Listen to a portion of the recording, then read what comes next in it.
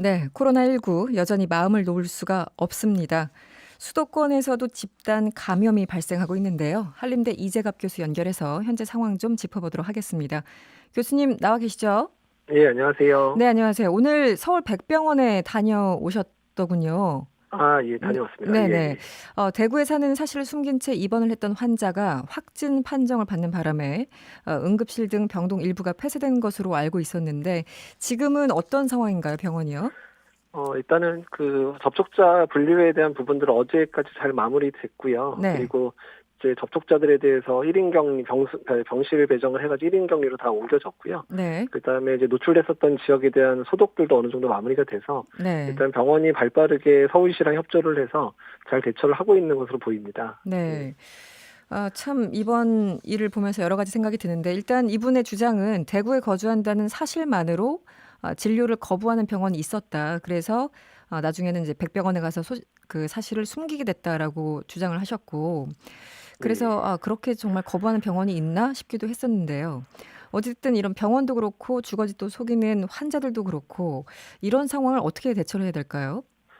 그래서 좀 상황이 상당히 안타까웠던 네, 상황인데요. 네. 지금 그러니까 이제 수도권이나 서울 경기, 그러니까 수도권에 있는 병원들 또는 이제 대구 경북 외에 있는 병원들이 혹시라도 이제 병원 안에서 환자가 발생할까봐 좀 방어 진료를 사실 좀 많이 하고 있거든요. 네, 네. 그래서 이제 대구 경북에 있으셨던 분들은 뭐 14일 정도 있다가 외래 예약해라 뭐 이렇게 되는 경우들도 많고 이러다 보니까 네. 환자들의 본인은 많이 힘들고 이제 여러 증상들이 나타나는데 그렇죠. 병원에서는 뭐 2주 지나서 와라 이러다 보니까 상당히 난감한 경우를 겪다 보니까 또 그런 이제 거짓말을 하시고 이제 이런 면들이 발생을 하고 있기 때문에 네. 조금 이런 분들이 진료를 잘 받을 수 있는 여건들을 좀 만드는 작업들이 필요할 것 같거든요. 그러니까 네. 만약에 정말 이제 그런 부분이 위험하다면 일단은 이제 뭐 1인 격리실 같은 데서 환자를 볼 수 있게끔 급여를 인정해 준다든지 네.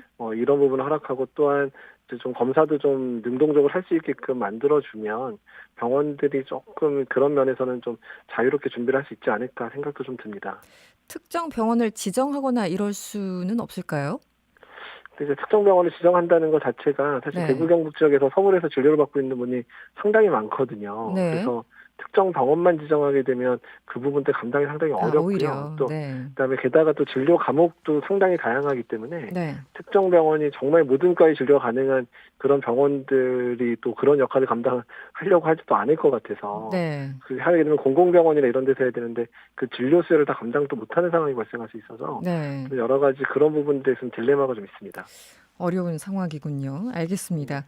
지금 코로나19 확진자 상황을 짚어보면 오늘 0시 기준으로 확진자가 모두 7,513명이었습니다. 하루 사이에 131명 증가가 있었는데요. 요 며칠 앞 숫자가 이 100단위 숫자가 계속 좀 바뀌고 있고요. 하루 그 신규 확진자 수가 100명대로 떨어진 건 2주 만이라고 합니다. 지금 이런 추세 교수님은 어떻게 평가하십니까? 일단 뭐 대구 경북 지역에서의 확진자 수가 이제 상당수 많이 감소를 했고요. 그 중에 하나가 주로 신천지 연관돼서 확진됐던 환자분들이 상당히 많았는데 그쪽에 이제 진료가 이제 그 진단이 거의 끝나가고 있거든요. 네. 그리고 또한 대구 경북 지역에 있는 시민들이 특히 사회적 거리두기나 이런 부분을 철저히 지켜주시면서 지역사회 유행의 정도를 많이 낮춰주는 데 기여를 많이 하셨습니다. 네네. 그래서 그런 부분들이 다 같이 작용하고 또 방역 당국의 이제 여러 노력들, 대구시의 노력들이 어느 정도 결실을 맺고 있는 게 아닌가 생각이 듭니다. 그런데 오늘 서울 구로구 여기가 주목을 받았습니다. 콜센터에서 집단 감염이 발생했는데요. 이 해당 콜센터를 잘 아는 분이 전하는 말로는 한 200명 정도가 다닥다닥 앉아서 일을 하는데 마스크를 낀 것을 보지 못했다. 이런 뭐 전언도 있었고요. 그리고 뭐 불가피하게 콜센터는 그 얘기를 많이 해야 되는 어떤 그 직업군이잖아요. 네, 그렇죠. 굉장히 예. 여러 가지 환경이 취약한 것이 아닌가 싶은데 어떻습니까? 사실 콜센터에서 마스크를 쓰고 콜센터 업무를 하기가 상당히 힘들 거로 예상이 되는 굉장히 게 힘들죠. 네. 그러니까 저기 마스크 하면 말로만 해야 되니까 숨찬 것도 있지만 마스크 때문에 발음 전달이 제대로 안 되는 부분도 있거든요. 네네. 그러다 보니까 마스크를 아마 벗고 있었을 거고요. 네. 여기도 아마 처음 확진된 한 분 때문에 시작된 게 아니라 아마 처음에 두세 명이 전파되고 두세 명이 또 다른 분한테 전파되는 아, 이런 양상으로 아마 다중 노출되면서 확산이 됐을 겁니다. 이렇게 네네. 갑자기 60명 넘게 환자가 발생할 때는 한 명만으로 발생하기 힘든 상황들이거든요. 네. 그리고 또 그런 분들이 여러 집기라든지 또 계속 말을 하다 보면 하거나 기침하면서 여러 환경들도 오염시켰을 거고요. 네. 그러면서 아주 다양한 자리에서 환자들이 다 발생을 하게 된 이유가 될 겁니다. 음, 그래서 일단은 좀 안타까운 상황들이고 또 그분들이 이제 여러 뭐 식당이라든지 이런 데 방문하는 데서도 좀 환자들이 추가로 나오고 있잖아요. 네, 네. 그래서 이제 그런 부분들 때문에 어쨌든 더 이상의 확산이 되지 않게끔 빨리 그 접촉자들 분류도 빨리 하고 또 격리 상태를 빨리 들어가야지 될 것 같습니다. 네. 그 사실 굉장히 현실적인 문제잖아요. 특히 콜센터나 이런 그 곳들은 일단 공간을 거리를 확보하기가 굉장히 힘든 사무실 구조도 있을 테고 또 네. 이분들처럼 말을 많이 해야 되는 직업들도 있고 이게 현실적으로 굉장히 어려운데 그럼에도 불구하고 또 감수를 좀 해야 되는 건가요? 이 재택근무로만 계속 버티기도 참 힘든데. 그 이제 네. 이런 근무 조건을 특히 이런 감염병 유행일 때는 네. 조금 이제 변경을 좀 해주셔야 될 상황들일 것 같은데요. 네네. 일단 뭐 전화 콜센터 같은 경우 재택근무가 그래도 좀 가능한 직업이니까 그런 네네. 부분들도 좀 신경을 써야 될 것 같고 또한 이제 교대 근무 형태 같은 것도 필요할 수 있는 게 네. 그러니까 뭐 시간을 나눠서 1부, 2부로 운영을 한다든지 아니면 격일로 운영 같은 걸 하게 되면 한쪽에서 혹시라도 문제가 생기면 다른 파트에는 영향을 덜 줄 수 아, 있잖아요. 그렇죠. 네네. 그래서 이제 그런 다양한 방법들을 이렇게 특히 밀집해서 이제 업무가 이루어지는 많은 공간들, 회사들 같은 경우에는 어떤 그 회사 업무의 연속성을 위해서라도 이렇게 감염병이 유행할 때는 다양한 방법으로 조금 교대 근무하는 방식들을 만들어주는 게 좋을 것 같습니다. 네. 지금 서울에서 한꺼번에 이렇게 많이 발생을 하다 보니까 놀라신 분들도 많은데요. 어쨌든 이 수도권은 인구가 밀집한 지역이잖아요. 그래서 네. 한번 이런 일이 발생하면 속도나 규모가 굉장히 좀 커지는 게 아닌가라는 우려가 있거든요. 교수님 보시기엔 어떠세요? 상당히 좀 우려가 되는 상황이기는 하고요. 네.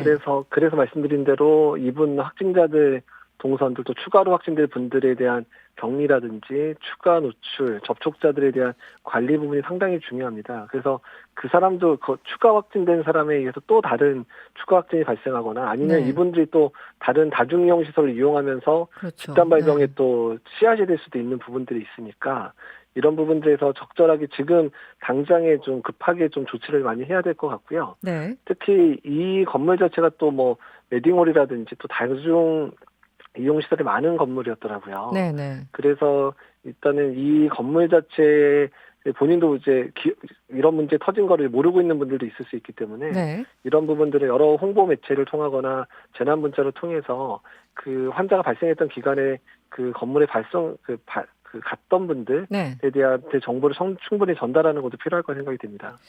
알겠습니다. 그리고 우리나라뿐만 아니라 전 세계적으로 코로나에 대해서 이제 우려가 높아지고 있고 실제 이탈리아, 이란 상황이 굉장히 좀 심각해요.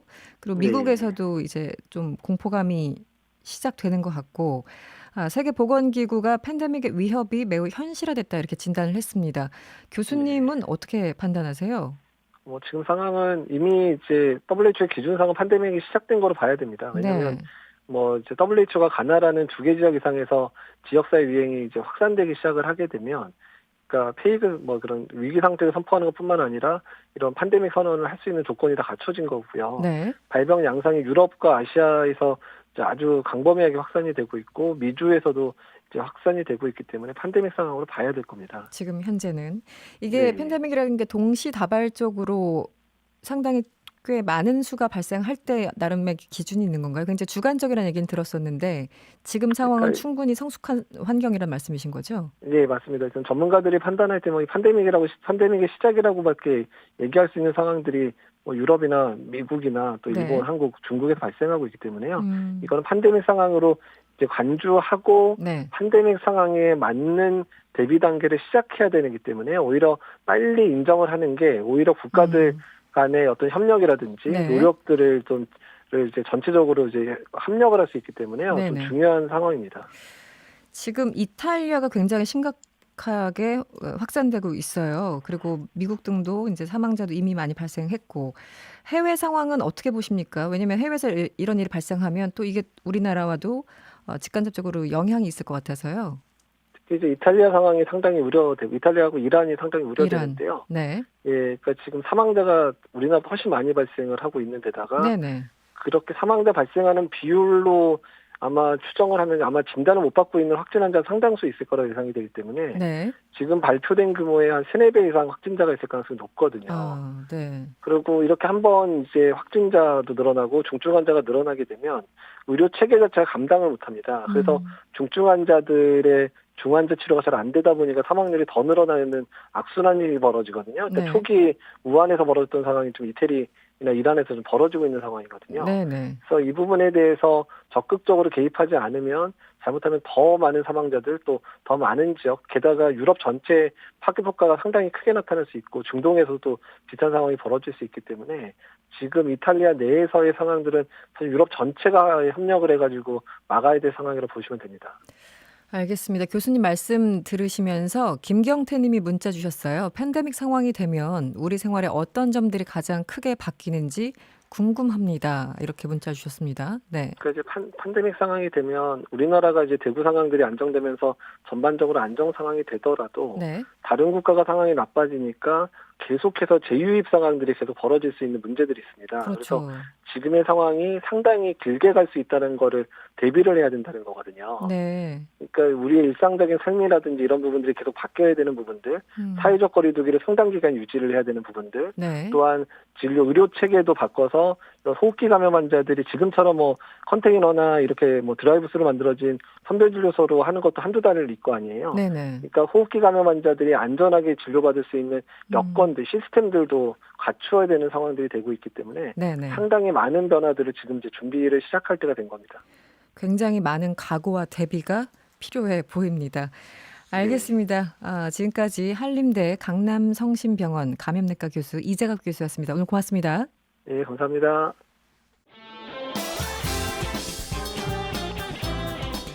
여러분의 퇴근길을 꽉 채워드립니다. 평일 저녁 6시 5분 이승원의 세계는 그리고 우리는